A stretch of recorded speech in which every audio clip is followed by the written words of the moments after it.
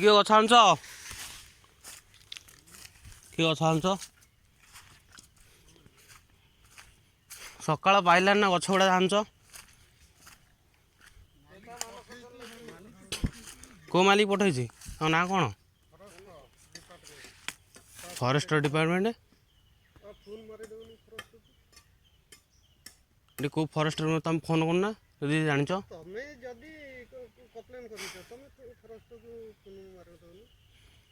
ଆମେ ତ କମ୍ପ୍ଲେନ୍ କରୁନୁ, ଆମେ ଦେଖୁଛୁ।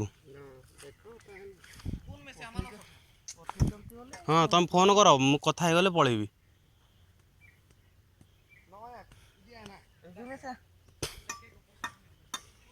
ଭାଇ ତୁମେ ତ କଥା ହେଇକି ଆସିଥିବ ନା, ତୁମେ ଫୋନ୍ କର। ଆମେ ତ ତାଙ୍କ ନମ୍ବର ଜାଣୁ ନା, ତୁମେ ଫୋନ୍ କର। ନା ସେଇଥିପାଇଁ ସିଏ କହିଲେ କ'ଣ ପାଇଁ କହିଲେ? ସେ ତାଙ୍କ ନାଁ କ'ଣ? ତାଙ୍କ ନାଁ ମାନସ। ସେ କେଉଁ ଇଏରେ ରହୁଛନ୍ତି?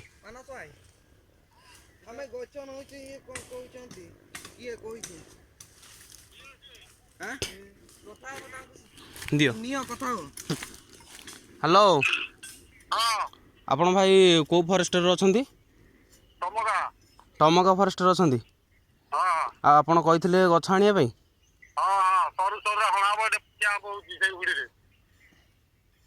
ଏଇ ହୁଡ଼ିରେ କ୍ୟାମ୍ପ ହେଉଛି?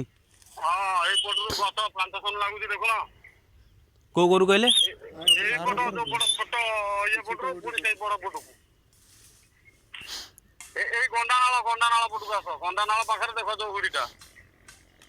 ଗଣ୍ଡା ଓ ସେପଟ ହୁଡ଼ି। ମୁଁ ଆମ୍ପରୁ କହୁଛି। କାଳନ୍ଦୀ।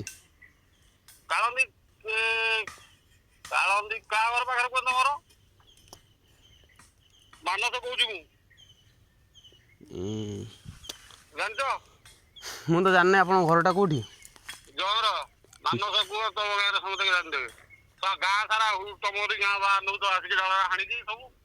ଆଉ ତମେ ଅଫିସର ହେଇକି ତମେ ଲୋକଙ୍କୁ ସମ୍ଭାଳିବ ନା?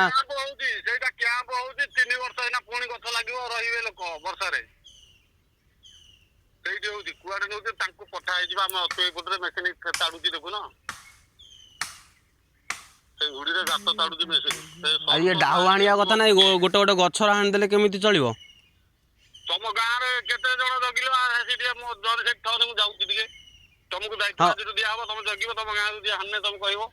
ତମେ ଆସ ତାହେଲେ, ଆସିକି ଦେଖ।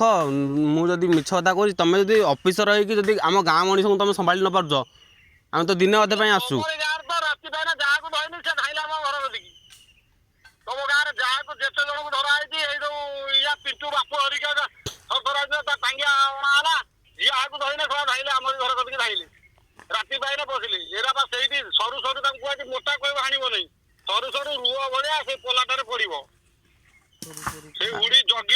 ସିଏ ତମ ଘର କତିକି କାଇଁ ଯାଉଛନ୍ତି? ତମେ ତ ଆରେଷ୍ଟ କରିବ, ନେଇକି ଥାନାରେ ଭର୍ତ୍ତି କରିବ। ତମେ ତମ ଘରକୁ କ'ଣ ଡାକୁଛ? କ'ଣ ବନ୍ଧୁବାନ୍ଧବ ନା କ'ଣ?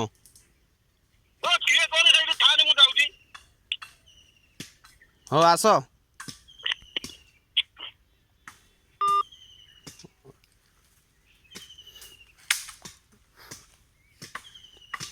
ଗଭର୍ଣ୍ଣମେଣ୍ଟକୁ ଯିବ।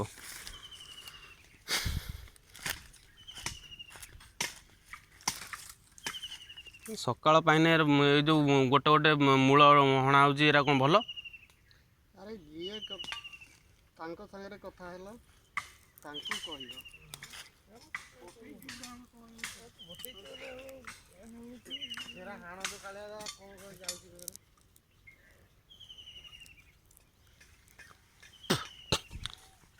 ଲୋକମାନେ ଆଣିଲେ ଏଟା ତାଙ୍କୁ ତମେ ବୁଝେଇବ।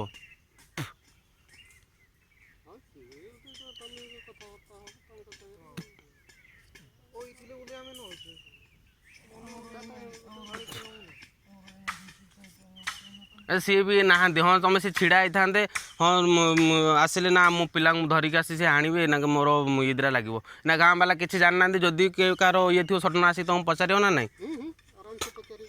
ତା ପଚାରିବାଟା ଆମର ଭୁଲ ହେଇଯିବ। ଆମର କାହିଁକିନା ଗାଁର ଆମର ବି ଗୋଟେ ସବୁ ନାଗରିକଙ୍କର ଗୋଟେ ସୁରକ୍ଷା ଥାଏ କି ଆମର ଜିନିଷକୁ ଆମେ ସୁରକ୍ଷା ରଖିବା ପାଇଁ।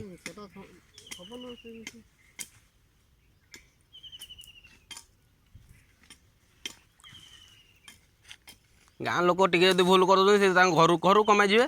ତୁମେ ସିଧା ତାଙ୍କୁ ନିଅ କୋଉଠି ଫଟୋ ଗୋଟେ କର, ତାପରେ ସେ ବୁଦ୍ଧି ଶିଖିବେ। ହଁ ତମେ ସବୁ